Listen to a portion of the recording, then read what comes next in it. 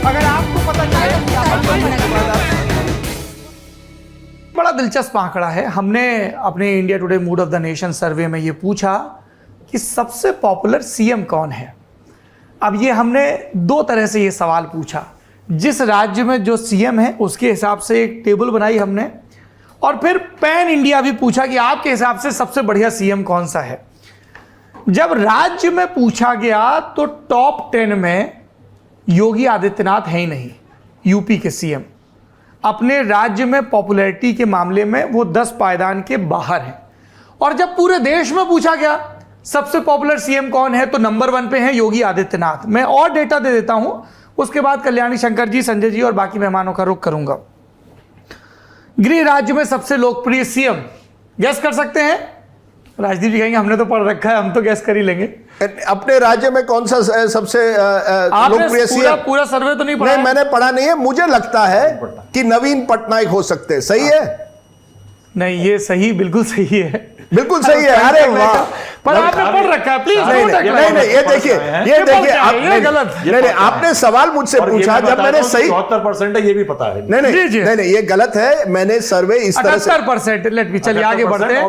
पिछली बार अपने राज्य में लोकप्रियता के मामले में नंबर 1 पे नवीन पटनायक हैं विद 78%। और वो भी सौरभ भाई जबकि वो 20 साल से ज्यादा मुख्यमंत्री रहे। आएंगे प्रभु, आपके पास आएंगे। मैं टेबल पढ़ दूं। सॉरी।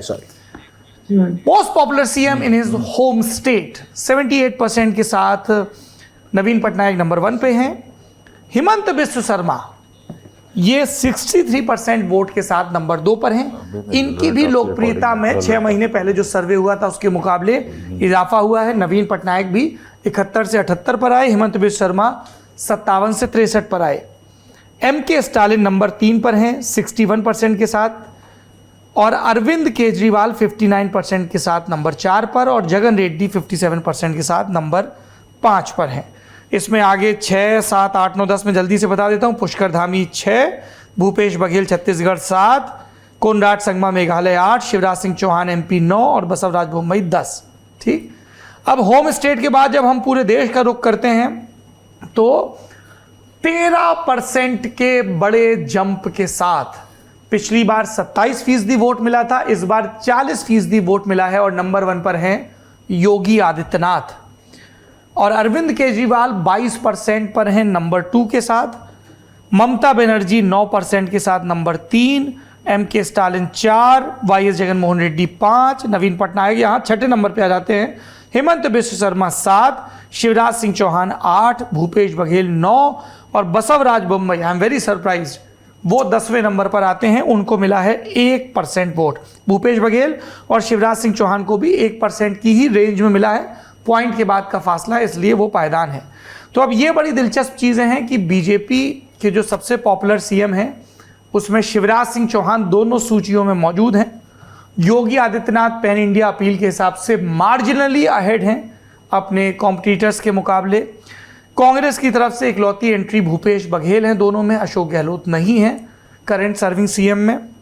और रीजनल छत्रप की बात करें तो एमके स्टालिन, वाईएस जगनमोहन रेड्डी और नवीन पटनायक ये ऐसे हैं जो दोनों लिस्ट में माफ़ करिएगा मौजूद हैं। एमके स्टालिन भी और ममता बनर्जी दूसरी लिस्ट में नहीं, और जगनमोहन रेड्डी ये 2 मौजूद हैं। अब ये सर्वे हमारे सामने है। अब ये मुख्यमंत्री भविष्य में और भी बड़ी सीटें चाहेंगे, और जो रूलिंग पार्टी हैं और जो रूल में आना चाहती हैं उनके लिए बड़ा ज़रूरी है कि इन बड़े बड़े राज्यों में फतेह हासिल करें। तो कल्याणी शंकर जी, इस डेटा पे आपकी टिप्पणी?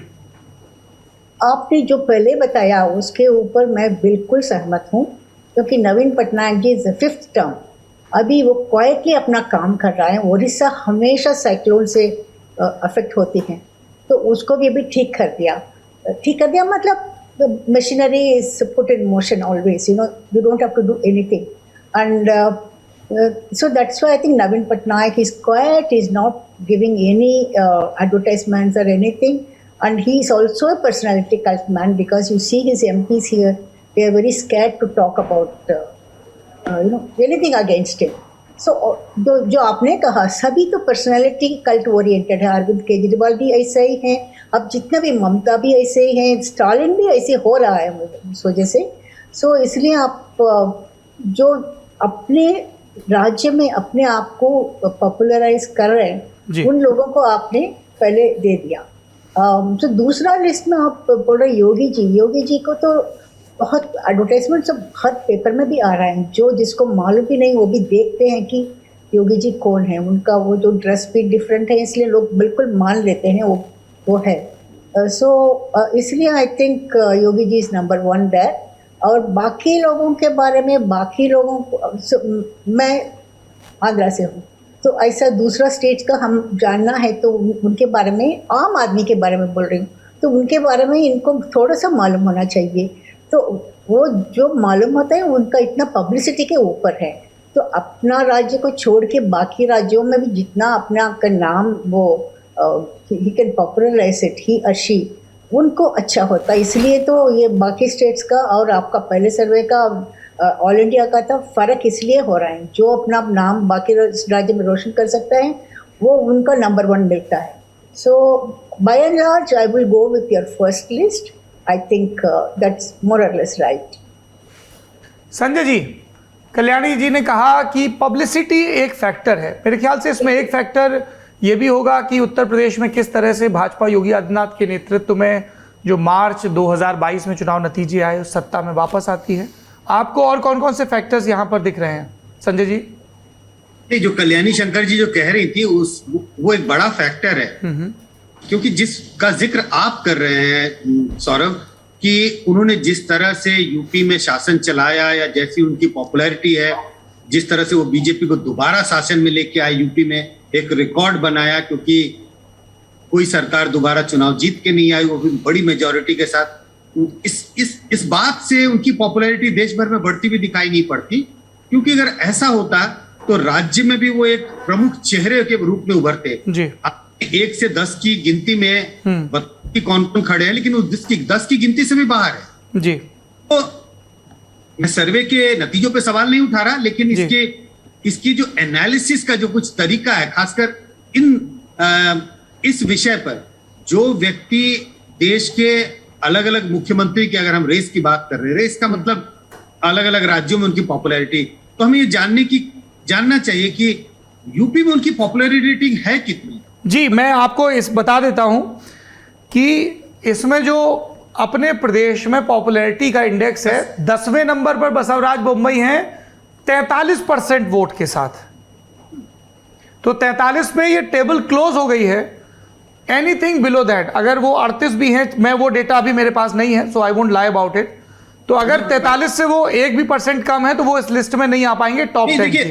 देखिए सौरभ, मैं डेटा को डिस्प्यूट नहीं कर रहा, मुझे मालूम है जो कल्याणी जी कह रहे थे वही फैक्ट है कि भले आपने योगी आदित्यनाथ को देखा और नहीं देखा हो, आपने का मतलब मैं जनता के बारे में कह रहा हूं, लेकिन उनकी जो विजिबिलिटी है, रिकॉल वैल्यू तमाम तरह की, वो अलग अलग राज्यों में जाके कैंपेन करते हैं। इस बात की बराबर चर्चा हो रही है, देश में चर्चा होनी शुरू हो गई, मोदी के बाद कौन, उसमें भी उनका नाम आता है।